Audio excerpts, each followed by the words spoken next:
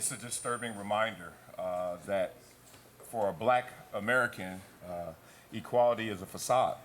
It's a futile attempt and futile pursuit to become an equal in this country. And look, there are times where you're desensitized from that. There are times where you don't want to acknowledge that reality. There are times when you let your money, your power, your fame, if you're LeBron James, actually blind you and actually make you think there's a better opportunity and there's a level playing field in existence. But the reality is, there will always be some who think of you with such malice and such hate. And what's most disturbing is that that's the reality for a lot of kids in America that are growing up as black males and females. Think about it. I'm from Compton, California. And let's talk about the aspirations and the ambitions to escape your environment, escape your circumstances. It's always this pursuit. And we all know that in the pursuit of happiness, that's something I control. But in the pursuit of equality, that's a team game. I need assistance. I need teammates to think of me in those terms, in those respects.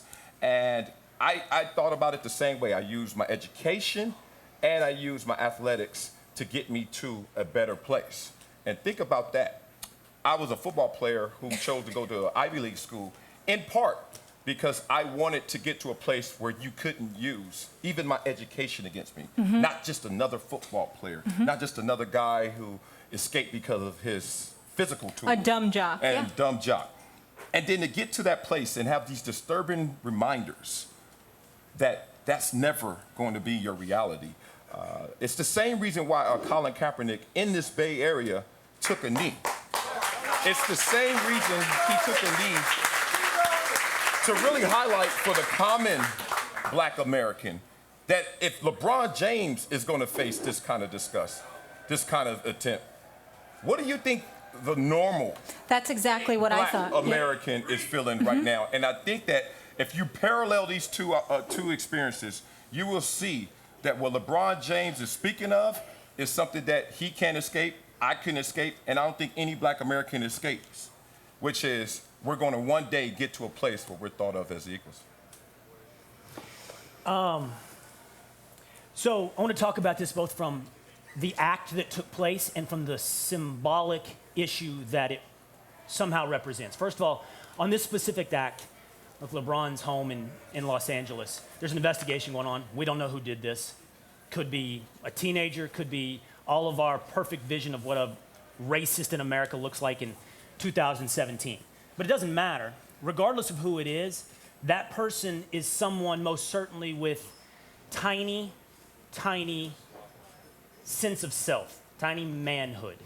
Their self-esteem, their sense of self-worth, who they think they are is weak and small. And this is a moment, I guess, where they can exact some sort of revenge or elevation of themselves about which they are sorely mistaken.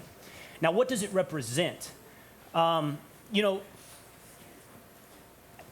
have to be honest about who I am in this world. I'm a white man. Do I think America has come far in race? Absolutely. Do I think equality is a facade? I do not. Do I think there are individuals who constantly, on an everyday basis, give people I respect, like yourself, who I just met, but others like Antoine Lewis and Dave Roberts and Stephen A. Smith, evidence on a day-to-day basis that it is far from equal? We are far from there. Yes, I know that happens. I believe you. I haven't experienced it myself. I can only listen to the words of individuals that I respect and hear you, that that's something that happens. And I believe you that that happens. But it is not futile, Marcellus. Equality is not a futile exercise. It's not a futile pursuit. What it takes is individuals. This is an individual. This is a weak individual. And what he did is he robbed LeBron James of his individuality, of his manhood, of his sense of respect as a person, a singular man, regardless of skin color. That's what he did. He robbed that individuality. And my answer to this, to the best of my abilities, is individuality is what will get us through. Treat each other as individuals, focus on this person as an individual, and strive for better as individuals. First of all, I so often in these situations, I wind up in these situations. In situations I find throughout life, I wind up quoting Chris Rock. You know, when he said, when people talk about how far black people have come, no, it's white people who have come a long way in terms of the treatment of black people, but they ain't there yet. And these kind of discussions, frankly, frequently break in our political spectrum, left and right. And the right will often talk about individual responsibility, and the left will often talk about institutional causes and blame. And it is interesting that these institutional, the institution of slavery originally created the situation that we're now discussing.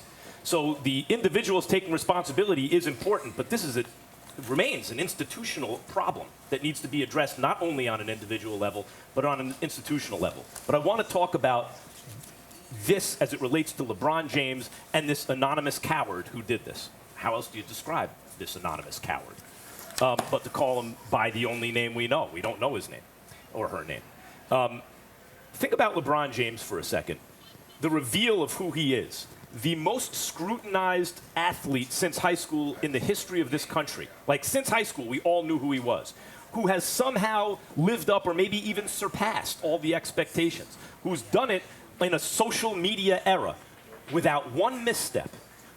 In terms of his athletic greatness and achievement, unbelievable. But also in terms of the kind of person he is, as a leader of teammates, who's brought along people with him. And if they've proven their worth, he's kept them and they've risen.